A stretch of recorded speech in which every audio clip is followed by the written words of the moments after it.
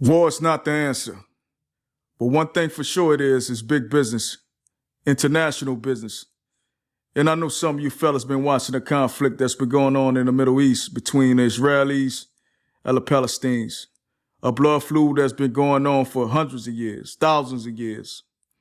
And matter of fact, our so-called allies in Britain, who was backed by the Rothschilds, amplified that conflict by immigrating Jews from Nazi Germany, Poland, to the Palestinian lands, essentially just forcing them out of the way.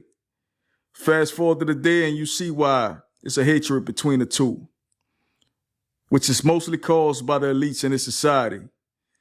And that's how most wars are started, man, purposely by the establishment and the military complex. And they all in on it, from the media corporations to the big Wall Street hedge funds, even Congress. Congress members who bought or sold defense stocks and made a profit even before the first bomb was dropped. I mean, that's perfect timing, right?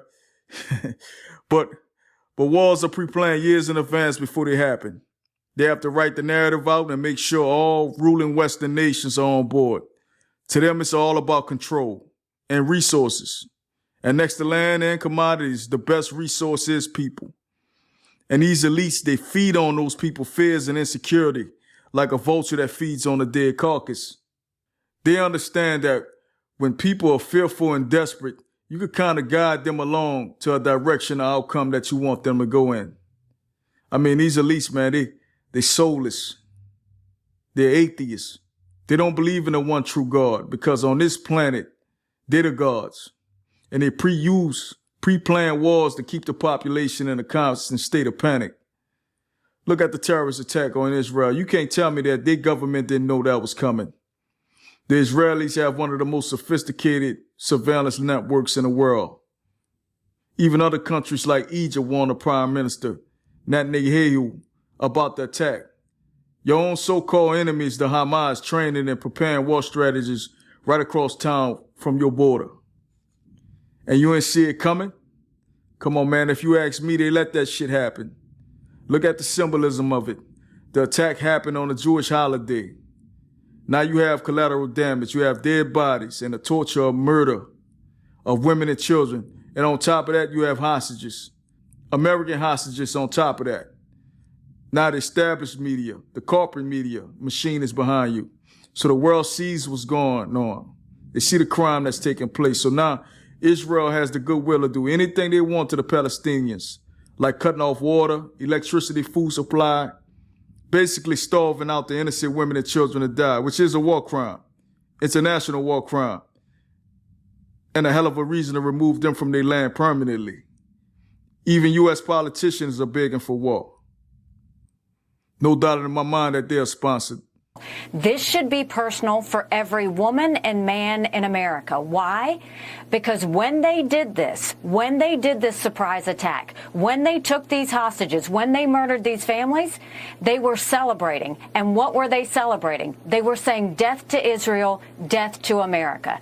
This is not just an attack on Israel. This is an attack on America because they hate us just as much. And what we have to understand is this is the reason that we have to unite around making sure our enemies do not hurt our friends. America can never be so arrogant to think we don't need friends, just like we needed them on 9/11. That's why Ukraine needs us when Russia's doing this. That's why Israel needs us when Hamas and Iran are doing this. And I'll say this to Prime Minister Netanyahu, finish them. Finish them. Hamas did this. You know Iran's behind it. Finish them. They should have hell to pay for what they've just done. Now you see why she says the things that she says. Politicians like her are sponsored by the same factions that she protect. One of her biggest sponsors is the Jewish lobbyists. And another one of her big sponsors is Boeing, the defense contractor, which she was a board of director of. I mean, this woman made more money outside the political sphere than in it. And it's all because of connections that she has with various countries and corporations. As I tell you, brothers, the world is a stage with high-paid actors. This is more than Hollywood. It's in your nation's capital. And like Hollywood actors, they give you entertainment like she did on that video to distract you from what's going on in the real world. That's why sports, drugs, entertainers, music, That's why that's so lucrative, man. Because it's distract the common man away from his own self. And you know they had that saying for niggas in prison, you could you could lock my body but can't trap my mind, where they got that too with the social media. But that's another video for another day. But point is, the war events are staged for controlling resources. Example is the Ukraine and Russian war.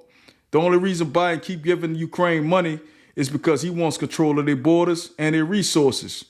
And Ukraine ranks fourth in terms of resources globally. Y'all can look it up. This how the rich stay rich, off the misfortunes of the poor. And she's not the only one that benefits from that. Believe that. Listen, I am tired of appeasing the Hamas, apologizing for them. They want to kill Israel, so does the Iran. The Ayatollah wants to destroy the Jewish state. They don't want to coexist with Israel. This is not a land problem, a boundary problem. It's a problem of you cannot live in my world. My God determines that you die. The Germans believed that the Jews were inferior people, and their goal and the final solution was to eradicate the Jewish people. Well, Iran and Hamas believes that the Jewish people should die as a result of religious teachings. We're in a religious war here. We are in a religious war here. The money financing terrorism comes from Iran. It's time for this terrorist state to pay a price for financing and supporting all this chaos.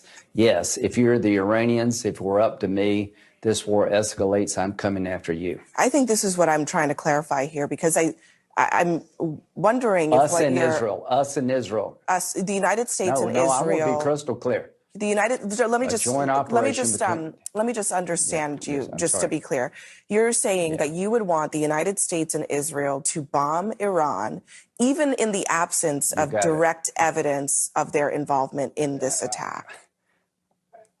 Yeah. Telling your brothers, Congress is full of warmongers. Like I said, war is a business. And you heard this whole motherfucker Lindsey Graham talking about war. So let me get this straight. He want to send American troops to Iran, your sons, to war, and he had no children of his own. This guy got nothing to lose but everything to gain. American taxpayers send over $3 billion annually to the Jewish state. Now the price of the brick just doubled. Now we have a war in Israel, plus a war still in Ukraine. The ruling elite's looking around and saying what's next. With an open border in southern Texas is obvious, bro. Y'all stay safe, but for sure, I'll be with y'all next time.